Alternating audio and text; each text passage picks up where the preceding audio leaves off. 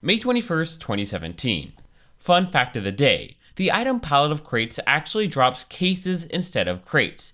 So you know what? This means you can actually use palettes to make a crap ton of profit off new cases when a new update comes out. Wait, you know what? I should totally invest 15 or more hours making a video about this so everyone can be prepared when the Pyro update hits.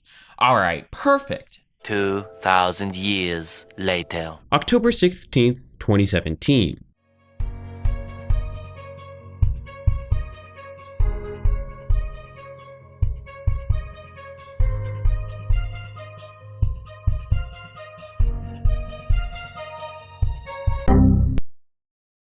Updated the palette of crates to drop crates instead of cases.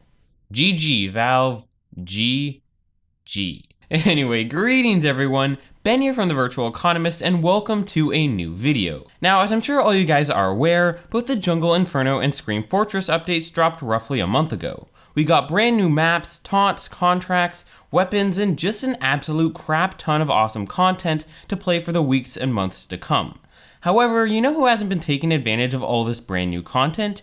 You guessed it, me. Believe it or not, I haven't actually completed many contracts, in part because I find them incredibly freaking tedious as a terrible TF2 player, but also because I've been doing some hardcore trading during this time. Why? Well, as is always the case around update season, there are a ton of brand new ways to make profit, and aside from Valve literally patching my favorite exploit, these updates are no exception. In fact, during this time, I think I've done enough trading to warrant myself making around 500 keys profit. Yeah.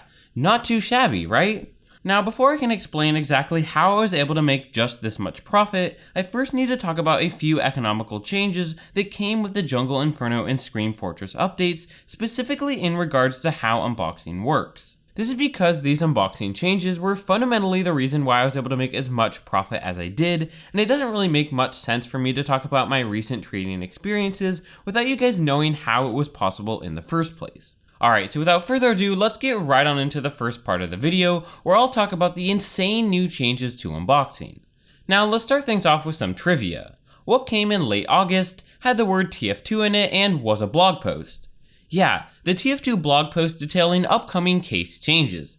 Now, if you don't remember that blog post, you really are not alone. I swear literally nobody talked about this blog post at all. In fact, you probably know so little about this post that you didn't even realize that this isn't even the right blog post, this is. Now, to be fair, mainstream TF2 media just doesn't know much about trading compared to, say, weapon balance. However, I still feel like the post was neglected despite housing a ton of really important new changes that actually just went into effect when the Pyro update hit. Now, for those who aren't quite clear about what these changes were or have forgotten, the blog post basically explained 3 key changes in regards to all cases. Number 1. It set a standard to make it clearer what could be pulled out of each case, specifically in regards to unusual effects. Now, for experienced traders, I really don't think that this change is too groundbreaking. I mean, anyone who really cared enough could just Google the effects in a specific crate, and the TF2 wiki would be able to tell them right there. However, for casual players or people new to unboxing, I definitely think that this adds a level of clarity that is quite nice to see, being able to see this new information right on the side of a case. As a side note, I do find it a little bit weird that this clarity is limited solely to cases. After all, crates such as the end of the line crate drop unique effects, yet don't specify what effects are droppable on the crate themselves. A little bit confusing if you ask me. Number 2. The update added a shared list of unusual effects for each case to draw from, with the intent to rotate this effect list from time to time. On first glance, this change doesn't actually look like it changes anything. After all, in the past, the vast majority of all cases have shared the same set of unusual effects, and this update keeps the same default list as before, with the first, second, and third gens for hats, and the original gens for taunts and weapons. It also isn't groundbreaking to have effects rotate from time to time, as we have already had this happen every Halloween event. However, this change has a huge implication that I think almost everyone has overlooked. It makes first, second, and third gen effects the defaults for cases which have only dropped limited effects before, such as the Invasion, Gargoyle, and Creepy Crawly cases. Basically, what this means is that Valve now allows you to get never before seen effects such as, say, Scorching Flames on hats such as the Prehistoric Pullover, Universal Translator, and Nasty Norseman, which is pretty freaking awesome. Now, because Valve still wants these cases to drop their limited effects, these new effect defaults and limited effects are added together to make a final effect list, meaning you can still potentially get a null effect like a hat protect your head full of hot air out of the confidential case. While I do think that this is kinda lame, I still do get the reasoning behind it because they want effects like, say, Nebula to still be unboxable.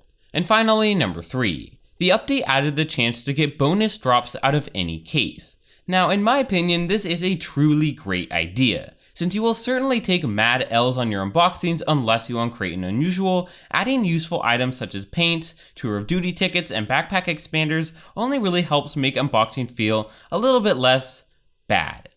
But that's not all. In addition to these lower value items, Valve also added, wait for it, taunt unusualifiers to the bonus drop list. And damn, this is where it gets crazy. Not only because taunt unusualifiers drop sweet unusuals, but also because these taunt unusualifiers seem to significantly increase your unusual unbox rate. I mean, between your chance to get an unusual from the regular items in a case and the chance to get a taunt unusualifier from the bonus items, nowadays it seems like by default, you have more than a 1% chance of unboxing an unusual. Now, I really haven't been able to get any real numbers to back this up, but just going off the sheer number of unusuals I've seen unboxed recently, I reckon that this number could really be as high as 2 or even 3%. It's honestly absolutely insane. Alright, so these are all the unboxing changes that were added from the blog post.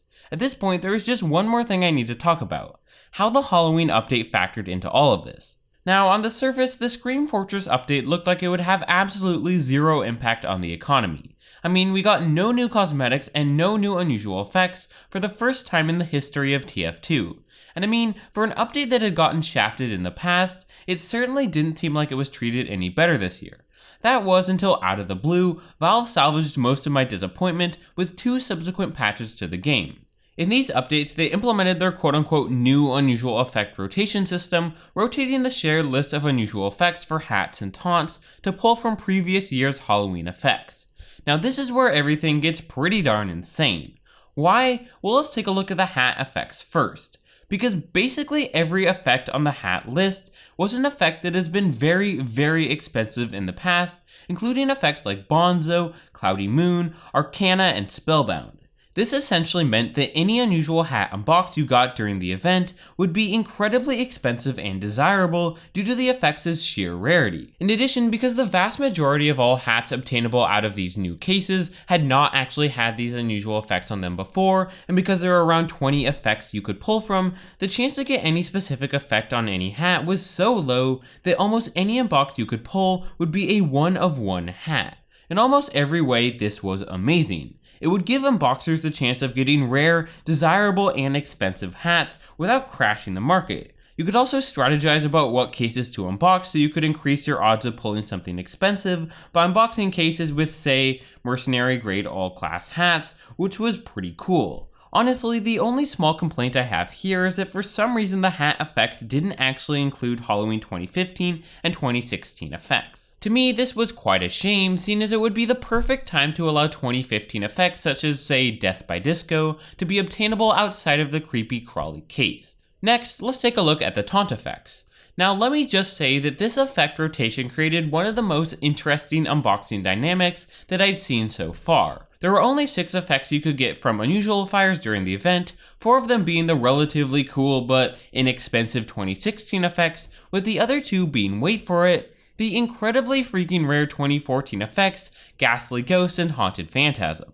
Like, seriously, before the event started, there were only around 60 of each effect in existence. Now, to be fair, the event did increase these numbers drastically, but comparatively, these are still very rare effects. Basically, with only these 6 effects, this meant that when you applied a taunt unusualifier during the event, you would just roll a D3. If you rolled a 1 or a 2, you would get a cool but inexpensive 2016 effect. But if you rolled a 3, you would be handed a much, much rarer, and potentially much more expensive Halloween 2014 effect, which I think is pretty darn awesome. Now, you may have noticed that I haven't mentioned unusual weapons so far.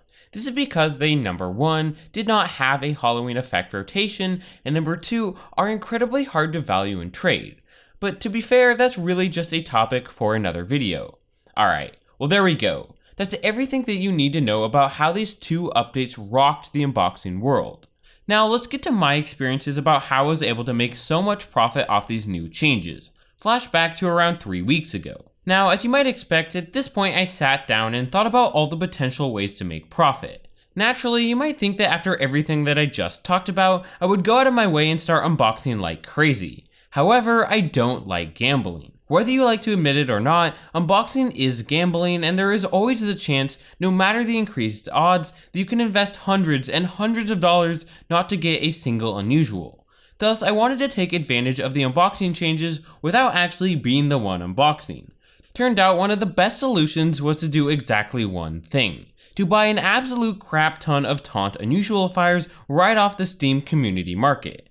You see, since unusualifiers now drop from any case, there were a crap ton of them that were unboxed during the initial days of the Jungle Inferno and Scream Fortress events. I mean, just scrolling through backpack.tf premium, my searches were flooded with countless numbers of these stupid things. So I jumped onto the market and holy crap. You could and can still honestly steal some incredibly freaking insane deals on taunt unusualifiers. Like, there were so many of these items unboxed that you could, for example, get single clash unusualifiers for as cheap as 10 to 15 keys, and many all class unusualifiers for as little as 25 to 35 keys. Now for me, the only real way to get Steam wallet funds was to sell keys on the market first, meaning that all of these prices were basically pure prices. Still though, when you compare these prices to the average price of any taunt you could get after applying the unusualifier, they were often over 50% off quick sell discounts. So can you guess what I did next? Yeah, I went ahead and bought some unusualifiers. In the end, I wound up buying 5 ultra cheap unusualifiers. A party trick one for 15 keys, a flipping awesome for 30 keys, a skullcracker for 23 keys, a rancho relaxo for 32 keys, and a pool party for 34 keys. Now, as many of you guys have guessed, my intent wasn't just to resell the unusualifiers. My plan was to apply them and hopefully get an unusual taunt with an effect on backpack.tf worth way more than the amount of keys I spent to buy the unusualifier in the first place. However, there was one bit of theory that I had to figure out before I did this, whether I should apply each taunt during the event or not. After all, I had to figure out which set of unusual effects would wield me the highest average value for each specific taunt. Now remember how I said that getting 2014 Halloween effects would wield you a very rare and potentially valuable effect? Well, my criteria for whether to apply during the event or not was based directly on these 2014 effects. If the taunt in question had priced 2014 effects on backpack.tf, I would go ahead and apply it during the Halloween event. But if the taunt had either unpriced or no 2014 effects on backpack.tf, I would wait until the event ended. Basically, I just wanted to increase my odds of getting a taunt with an insanely high backpack.tf price, something that pretty much all the pre-priced 2014 effects did have. This meant that I would apply my party trick, flipping awesome and rancho during the event, and would wait to use my skullcracker and pool party later on. And so, I went ahead to apply the first 3, and the moment of truth came.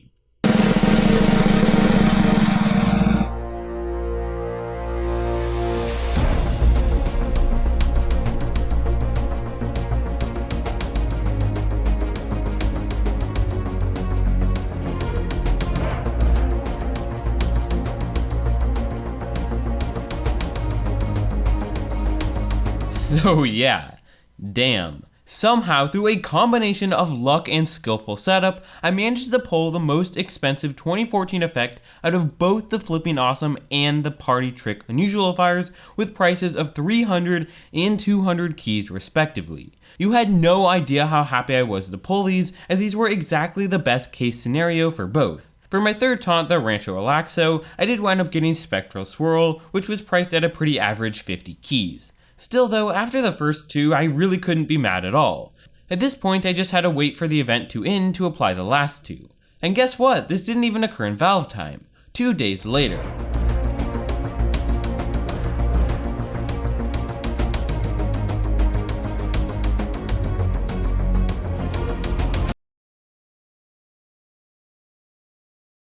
Honestly, I'd say that these pulls were basically polar opposites. I love Holy Grail to death, so I was incredibly stoked to pull the 100 key Skullcracker.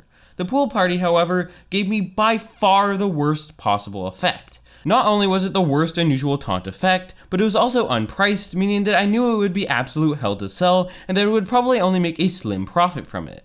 And there you go. I applied all of my unusual fires and made a crap ton of profit, right? Wrong. Well, yes, I did make a lot of profit. However, this profit isn't as straightforward to calculate as you may think. This is because pretty much all of the taunts that I received had effects that were very outdated and overpriced on backpack.tf, priced before this brand new massive influx of new unusual taunts. To be honest, in order to really figure out how much profit I made, I can't just subtract the amount of keys I invested from the total price of each taunt that I pulled, which by the way would give me a profit of roughly 575 keys. Instead, I first need to sell each taunt for unusual hats or just more stable unusuals, and then subtract this key amount that I invested from the total value of hats that I got. However, there is one tiny plot twist to this. I haven't actually sold all of my taunts yet. With probably the best possible luck of all time, I was actually able to sell my 300 key flipping taunt for around 270 in hats, including a green energy Patriot Peak. However, taunts such as the Holy Grail Skullcracker and the Haunted Phantasm Party Trick immediately got screwed over by absolutely clueless undercutters, making them really hard to sell, and they may well get price adjusted down to half their current value.